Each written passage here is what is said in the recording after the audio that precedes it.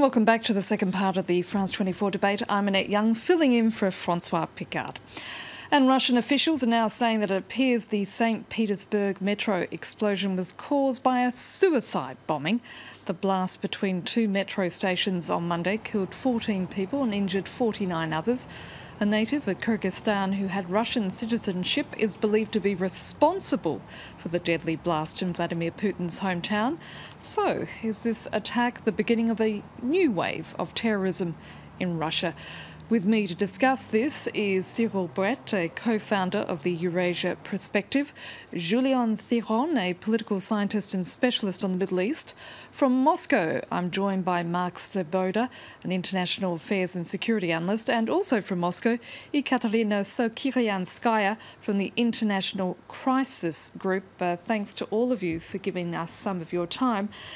Cyril, we were talking before the break about the fact that ISIS clearly is one of those suspected to be behind this attack. It certainly wouldn't be the first time that it's managed to be successful in targeting Russian targets, particularly that Metrojet bombing in October 2015. Yes. But obviously, it doesn't have the monopoly on terrorism, does it? Of course, and the Metrojet attack was the first ISIS committed on the territory outside the Caucasus. And we have to bear in mind that the decade of the rise of the Putin regime has been a decade of terrorist attacks perpetrated all across the territory of Russia. And at that time wasn't not clearly linked with and couldn't be linked with the situation in the Middle East. It was a homegrown terrorism, just because the Russian authorities were carrying colonial wars in the Caucasus, oppressing and bombing mass populations in Grozny, for example, in 1999, and it's probably triggered it. Of course, terrorism cannot be justified, but it triggered a massive response from the groups within Russia, and the alliance between international jihadism and homegrown Islamic and nationalist terrorism is quite recent from an historical point of view.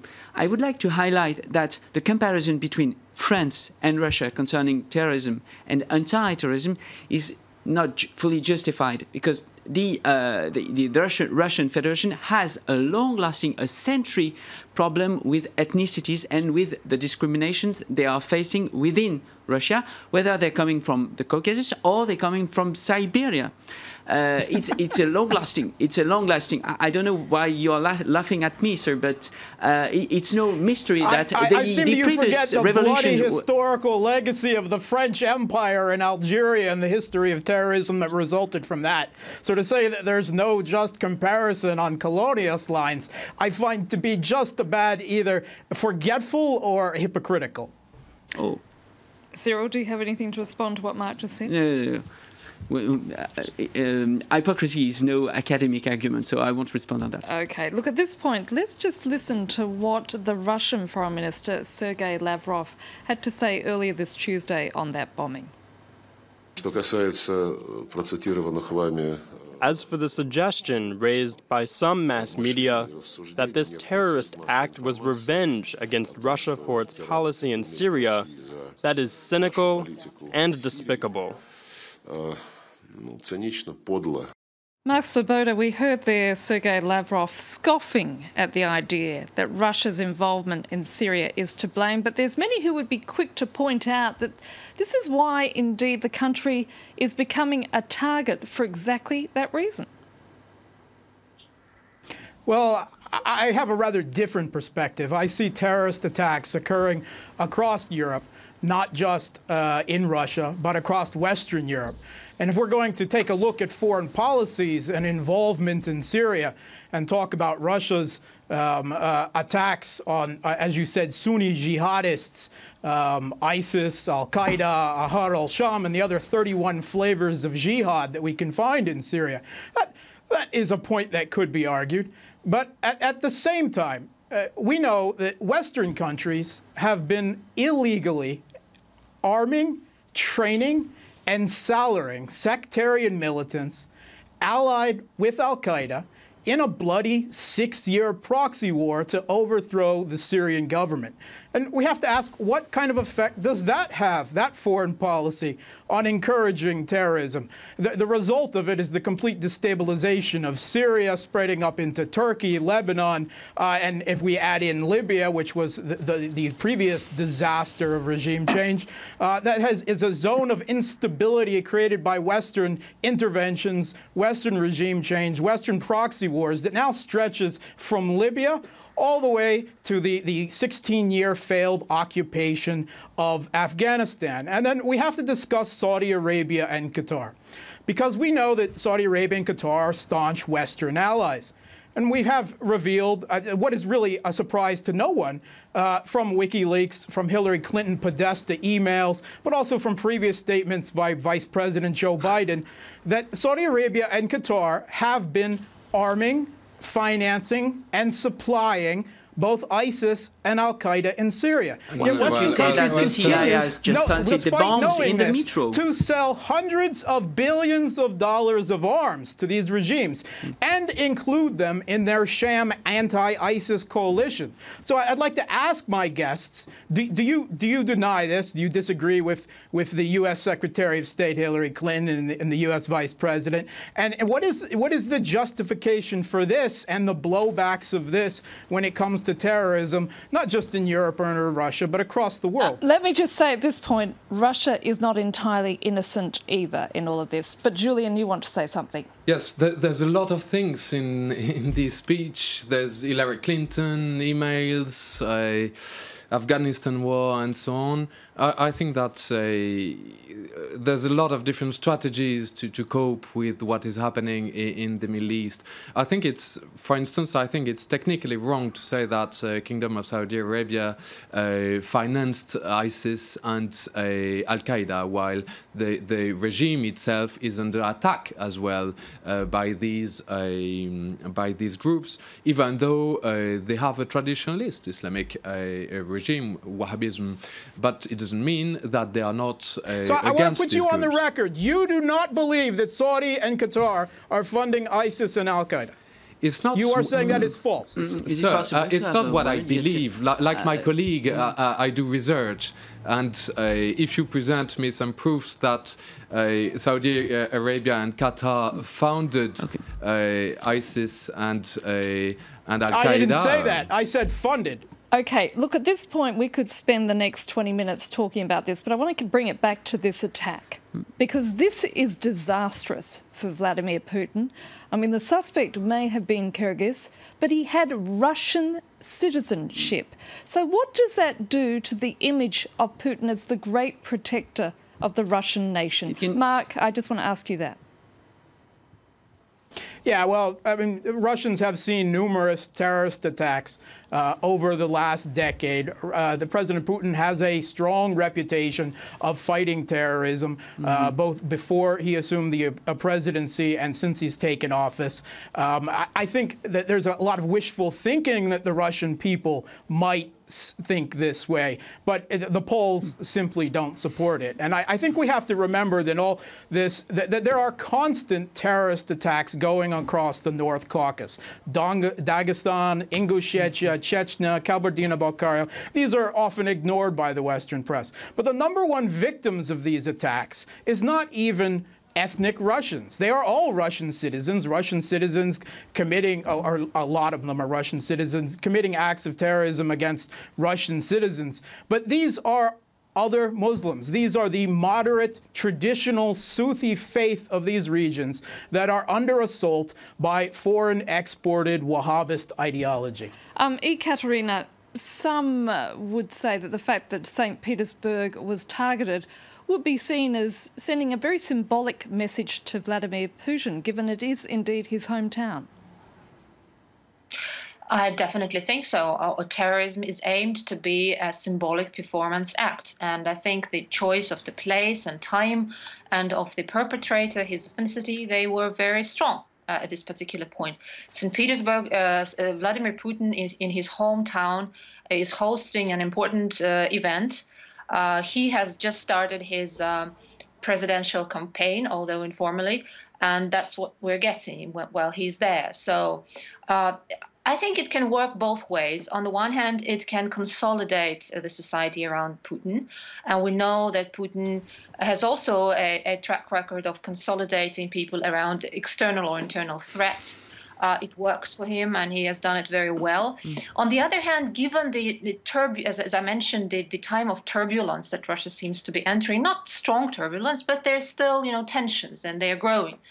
It can also become a destabilizing factor which will damage his reputation. So we will have to see how this will develop, and also how the authorities are going to tackle the fact that the perpetrator was with Central Asian origins, whether they will be able to manage the possible anti-migrant tensions or feelings. Cyril, this attack coming at a time that Russia is witnessing opposition protests. We're seeing a crackdown. Of course, Russia is the land of conspiracy theories, and there are some who are saying that this possibly is all connected. Yes. I don't know whether conspiracy theories have to be considered here, where we are trying to promote a rational point of view. But I do share the point of view that the attacks and the protests and the crackdown on the opponents can go both ways. Of course, it can highlight the weaknesses of the Putin regime, of course, but it can rally the population around the president, and it can be for him, even though the death toll is dramatic and is a catastrophe in the long run, for that the year to come, which is a campaigning year for him, it can be an opportunity. It can be exploited as an opportunity for displaying his ability to cope, on the one hand, with the internal political opposition, and on the other hand, with the international movements aimed at Russia. And it can result in another boost in the popularity of the president. Julien? But there's a problem. If I could jump in there for a minute. Hang on, Mark. Let Julien finish. Yeah, there's a problem regarding to that. I agree regarding to the internal scene, but regarding to foreign policy, they asked the question of the permanence or the pertinence of the Russian action in Syria, which might be seen as well as not that productive that it ought to be at the very beginning. And even counterproductive. Yes. Mark, you wanted to say something. Yeah, I think there's a good point about a discussion of these fringe protests that we've seen the upcoming election and this terrorist act. And indeed, we've already seen one of the self-proclaimed candidates, one Alexei Navalny, who is often portrayed in the West as some kind of anti-corruption crusader. He's actually barred from running in the elections from two fraud convictions. But what is often neglected to mention, because it doesn't fit in well with the narrative, because he is largely considered a pro-Western candidate, he is also an ultra-nationalist, a racist, and an Islamophobe. And he has already tried to exploit this crisis with his eye on the upcoming elections, calling for a crackdown on Central Asian immigrants, migrant workers in Russia. And that's a danger of this type of ethnic nationalism that the president is going to have to combat. It may not be a huge challenge, but over many years, it is a problem that Russia has had small but steady growth since the collapse of the Soviet Union. Ekaterina, Central Asia's unstable states are certainly becoming hotbeds in their own right when it comes to radical Islamists and recruitment of potential jihadists. Where, in fact, is this leaving Moscow in terms of how much can they do, given it's happening in other states beyond their supposed control? Well, the Russian state has solutions with the common security agendas and close cooperation with the Central Asian states. With the FSB is working quite actively and infiltrating the migrant community itself. And I think FSB in the recent years has really learned to prevent terrorist attacks quite efficiently. also due to the level of infiltration and all kinds of preventive measures that they're taking. So I think more or less this is under control. But of course, more cooperation will be needed with the Central Asian countries, and that's ongoing. Actually, that's what the Russian state has as its priority. I would like to agree with Mark on the point of Navalny and stirring the anti-migrant sentiments. If we remember the elections, the Moscow municipal elections, where he participated, this was one of the most unprecedented campaigns. Race riots. With the level of anti-migrant xenophobia. Almost all candidates, actually all candidates who participated, used anti-migrant rhetoric, and that's something what I also meant by saying that this can be one of the challenges. I would like to also add one thing to the foreign policy dimension and to Russian behavior in Syria, how it affects the internal threats. I think the important thing is to remember that we now have this 5,000 or 3,000 jihadists in Syria who are Russian citizens, and they are considered to be some of the most effective and hardened ultra-radicals fighting with ISIS or other groups. And they do keep Russia very high on their own agenda, and they try to make sure it remains quite high on the agenda of the organizations they are fighting for.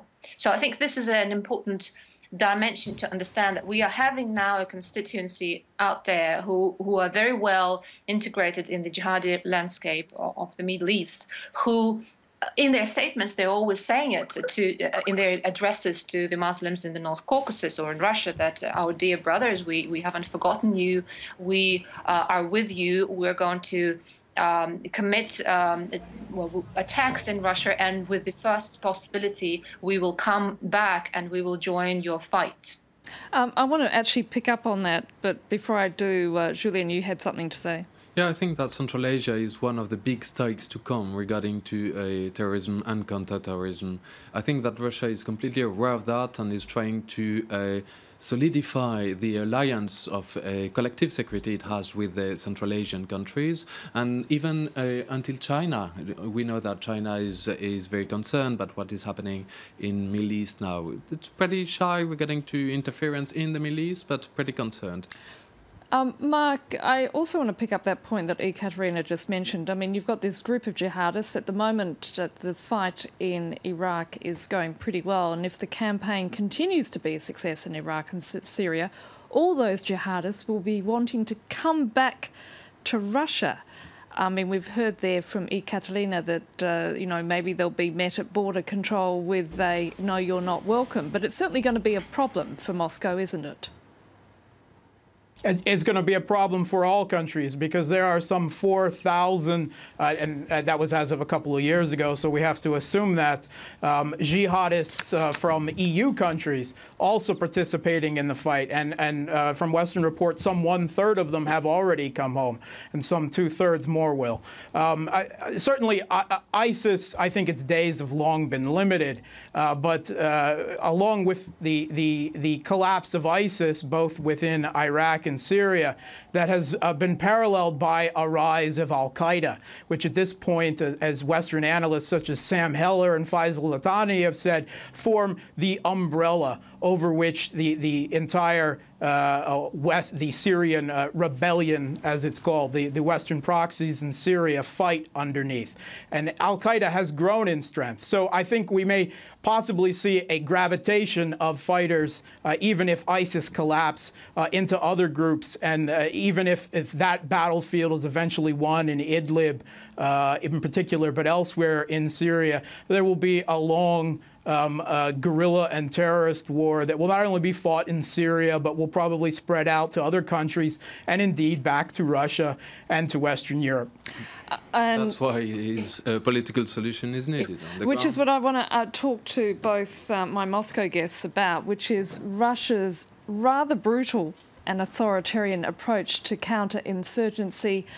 It's certainly, been effective to a point, but the insurgents' social and political and economic grievances have gone largely unaddressed. As a result, doesn't that mean that down the track we are going to continue to see future generations of militants who are going to pick up the mantle of jihadism? Ekaterina, what do you say to that?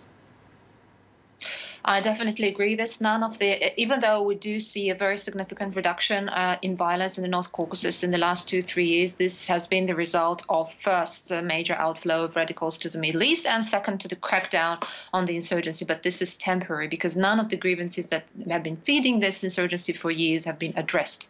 So there's a challenge of returning jihadists. Yes, at the moment I think it's under control. First because of the large sentences and because also of the heavy-handed counterinsurgency. All the potential returnees know very well what to expect when they come back to Russia. So many of them don't even try. They stay either in Turkey or in Egypt, or they dissolve. Actually, so many North Caucasus jihadists have already left the battlefield, but they don't return to Russia. They find other places where to stay. At the same time, North Caucasus, or some of the North Caucasus republics, such as Dagestan, Ingushetia and Kabardino-Balkaria, have created exit programs whereby these returning jihadists can apply and have a kind of safe, controlled return. They probably anyway all of them face prison terms, but nonetheless due treatment is ensured, which is important for them. So, but if any turbulence occurs or any status quo is changing in Kremlin, which results in subsequent loss of grip, basically security grip on the region, I think we will see another wave of confrontation. Definitely in Chechnya. We didn't have time to speak about it, but that's a very separate, a very important issue because the regime in Chechnya at the moment is so repressive and so brutal and humiliating for the people, but that it's just a matter of time. And whenever the grip is loosened, there will be another explosion. And the Chechens... Katerina, I'm afraid we're going to have to leave it there because we've run out of time. I want to thank my guests,